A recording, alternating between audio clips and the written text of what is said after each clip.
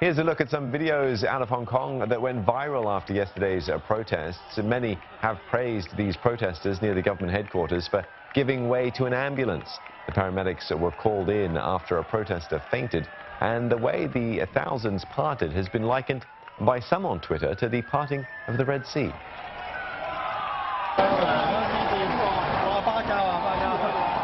And it wasn't just for emergency vehicles. Have a look here at how protesters in the same area gave way to not one, not two, but 8 buses. Meanwhile, this clip shared by Hong Kong singer Denise Ho garnered over 16,000 views on Twitter. Now, it shows protesters resolving a conflict from someone who opposed them by surrounding him and singing a hymn made famous by the extradition protests. He eventually caved in and hugged the protesters. Now, for more, Simon Marks joins us from Washington, D.C. Simon, the spiraling tensions between the U.S. and China seem to have worsened by the Hong Kong extradition protests. Beijing has accused Washington of meddling in the city's affairs. Well, Steve, I think it certainly hasn't helped. I mean, here in Washington, the Trump administration, I think, has been at pains to walk a very careful line over these protests in Hong Kong. President Donald Trump himself last week simply said that he hoped the protesters would work it out with government authorities in Hong Kong. And over the weekend, Secretary of State Mike Pompeo, who appeared in a wide-ranging television interview on Fox News, simply said, "We are watching the people of Hong Kong speak about the things they value," and he suggested that this would be an issue that came up in any meeting between President Trump and President Xi Jinping at the G20 summit in Osaka. The Chinese, however, have responded negatively to any comments made by the United States over this. They have accused the United States of meddling in China's internal affairs. They have called the U.S. envoy to Beijing into the foreign ministry for talks, and they have also issued a warning to protesters in Hong Kong, suggesting that they need to avoid becoming, as the Chinese government puts it, pawns on the U.S. side in the trade war between Washington and Beijing. So China definitely drawing the dots between the protests in Hong Kong and the ongoing trade war. Perhaps everything now gets thrown forward to Osaka, to any meeting that may take place between Donald Trump and Xi Jinping at that G20 summit. All right, well, let's talk about the U.S.-China trade war then. You know, a key public hearing about President Trump's planned tariffs will kick off today in Washington. How's that going to go down?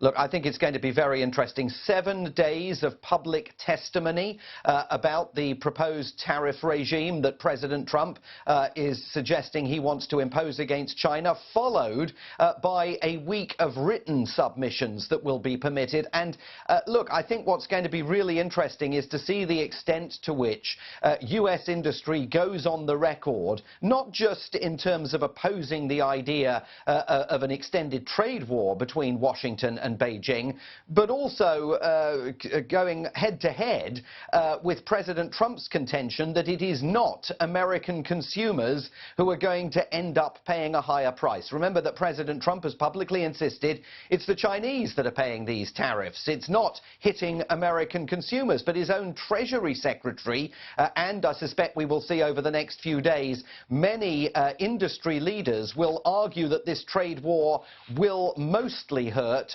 American consumers in their pockets. Now, at the end of this process, President Trump can choose to ignore all of this testimony and can simply instruct the Treasury Department to impose those new tariffs that he has suggested. But President Trump's top lieutenants will be looking at all of this testimony very carefully, and on the political side, they'll be looking to see just how much the industrial and agricultural sectors are willing to soak up an extended trade war, or whether this is starting to pose some kind of electoral political problem for President Trump as we hurtle towards November 2020. All right, many thanks for that. Simon Mark speaking to us from Washington, D.C. Now, for more on Hong Kong's protests, an analyst joins us to share her insights. Eleanor Alcott is from T.S. Lombard and specializes in China policy. Eleanor, thanks for joining us. Now, before we speak about the protesters, I want to bring up what Simon said earlier about China hinting that the political unrest in Hong Kong is actually due to U.S. interference. Do you agree that perhaps maybe, the U.S. is meddling in China's affairs?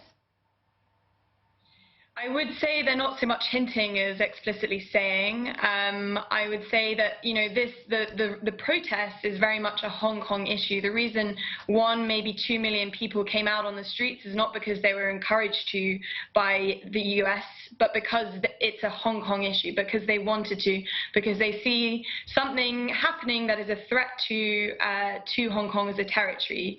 Now, I would say that maybe something the US had an influence on Carrie Lam shelving this for now.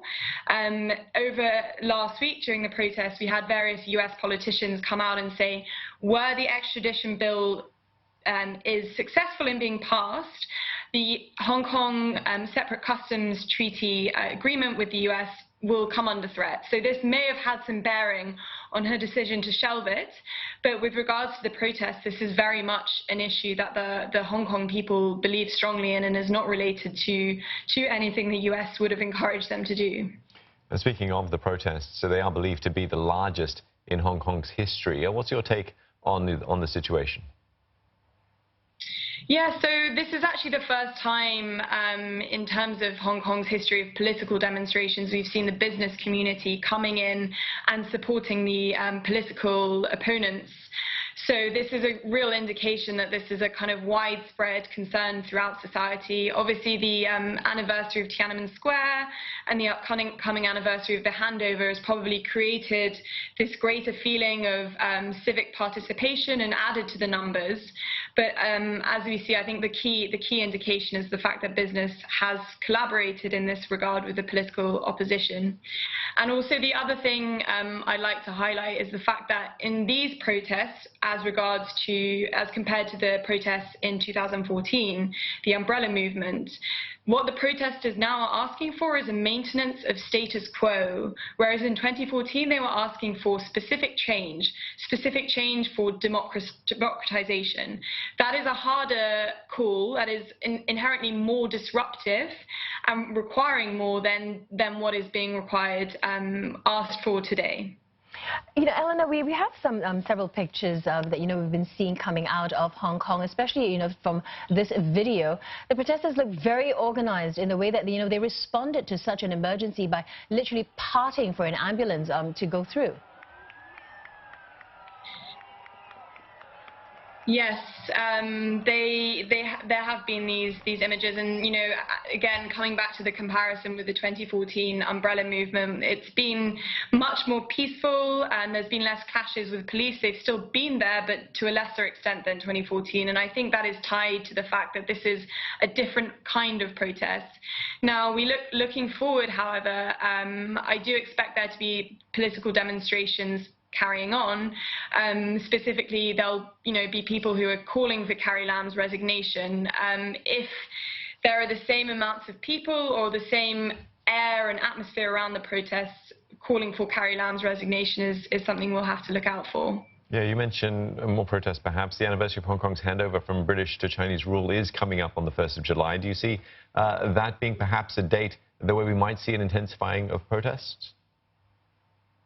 Perhaps, but I would say it will largely be focused on calling for Carrie Lam's resignation, depending on how she handles the situation from now on. I know there is quite a lot of anger in Hong Kong at the moment over her meeting with Han Zheng, a prominent CCP politician. So many people are saying the reason she shelved the plans is because she's had a meeting with the Communist Party rather than it being about her wanting to do right by Hong Kong. Okay, the other thing as well that's happening would be that Mike Pompeo, now he said that he was sure the protests in Hong Kong would be among the issues that Donald Trump and Xi Jinping will discuss at the G20 summit. Do you see anything coming out of that, though?